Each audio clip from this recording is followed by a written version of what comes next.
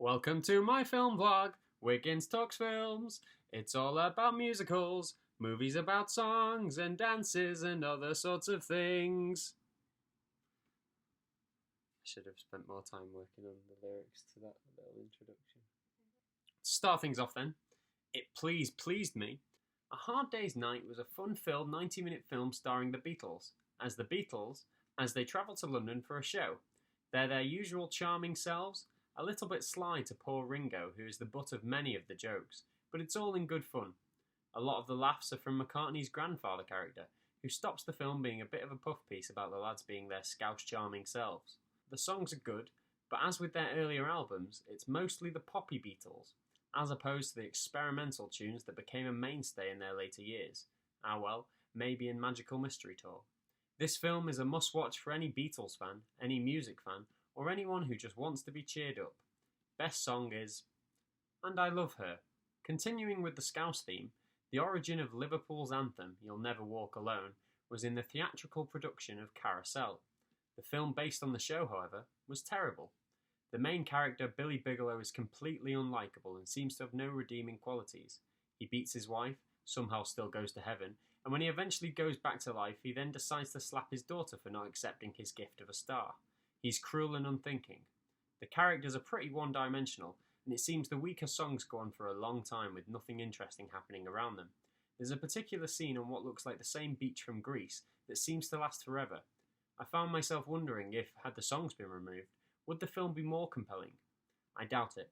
The most interesting part was the first 5 minutes, where the Billy character was polishing a star, and began to talk to the, for lack of a better word, angel.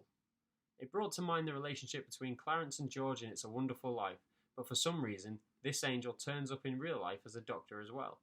Maybe a stayover from the theatre show? A movie that in hindsight probably has less carousel and fun than it probably should. The best song is June is Busting Out All Over, but You'll Never Walk Alone also deserves a special mention as well. On to a Sondheim musical now. West Side Story tells the story of two gangs, the Monta Sharks and the Cappy Jets. The Sharks and the Jets. It combines many of the plot devices of Shakespeare's Romeo and Juliet, the rival gangs, a love story between two that can never be together. It has many racial undertones and discusses what America means to immigrants, but the difference is in how those immigrants are treated depending on their skin colour. It's a clever film awash with colour, and even though the premise is old, the story never seems dull and neither do the New York sets. It's staged like a theatre, large set pieces with dance numbers. And those dance numbers, with choreography by Jerome Robbins, the co-director with Robert Wise, I don't think the dance sequences have ever been better than The Sharks on the Rooftop. A true stunner of a film. Best song is America. Whilst not as much musical in the strictest sense, not like all the rest of the films I reviewed here today, Black Orpheus is a modern retelling of the classic Greek myth of Orpheus, set during Carnival in Rio de Janeiro. It is stunning. The speed of the music and rhythm of the editing never lets the tension drop even for a second. We see Orpheus and Eurydice as they meet one another, and Eurydice learns that death follows her wherever she goes. The death character here is terrifying, incredibly creepy, but never seeming to delve into the horror region. I greatly enjoyed it and would have to give it my top watch of the week, freely available online in glorious high definition.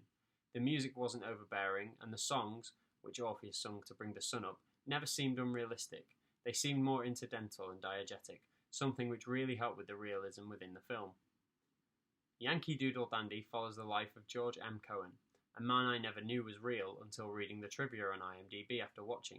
This, for me anyway, brings a special poignancy to a scene towards the end, as Cohen gets older and none of the children have heard of him, or his incredible career and songs. I found myself knowing a few songs of his, for example, my personal favourite from the musical, Over There, but maybe I just liked it as it was used in a Go Compare advert.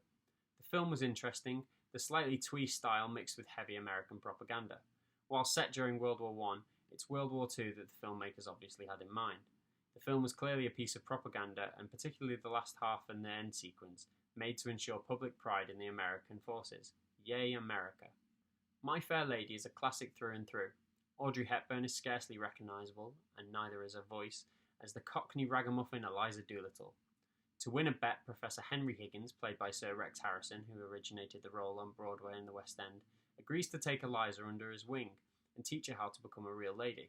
I'm unsure of the message in the film, as none of the posh characters get their comeuppance. particularly in relation to their treatment of the rough and ready Eliza in the early part of the film. My favourite character is Eliza's father Alfie, who to me is the epitome of a true Cockney and a real Londoner. He seems to embody the role, and I found myself enjoying his scenes the most and wondering where he'd gone when his character disappeared for a while. He's a lot more believable than Hepburn as a member of the working class. Again, the origin of the role, Stanley Holloway. His rendition of With a Little Bit of Luck gets the highly coveted song of the film. But to be honest, there is many a song in this that I had heard snippets of before, and that I went away singing. I could have danced all night, and Get Me to the Church on Time, to name just a couple of great ones. The movie was entertaining the whole way through, and definitely one I will revisit in future, both for the film and the soundtrack. The final film I watched this week was so far in Christian Bale's career the only time he has appeared in a musical. In Newsies, Bale takes centre stage, leading a union of paper boys on strike against the villainous capitalist Joseph Pulitzer and his newspapers. I am unsure why Bale has never sung again since this film. His singing, whilst not as strong as some performers, was commendable and fitted his character even when pushed through a New York accent. His dancing leaves little to be admired, however, but it doesn't really matter here. He is outshined in this by his ensemble, who pick up a lot of the slack. Bale is, as always, excellent, and with his easy lies eventually cut out, we see a hint of the Patrick Bateman that one day he will become. The film is good, the songs obviously inspired by the rebellion anthems in Les Mis. I truly am a sucker for strike action, which seems to bring a buzz like no other when it's used well in film. It's a fun film and made me want to go and research more into the real-life newsboy strikes of 1899 on which it is based. A good message even today on the media's manipulation of the news and who's really in control of both elections and the working class. Best song is Santa Fe. Thanks for watching, stay safe, watch musicals. Jazz hands!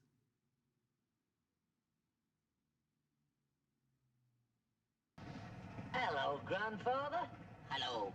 He can talk then, can he? Of course he can talk. He's a human being, isn't he? Well, if he's your grandfather, who knows? Ha ha ha.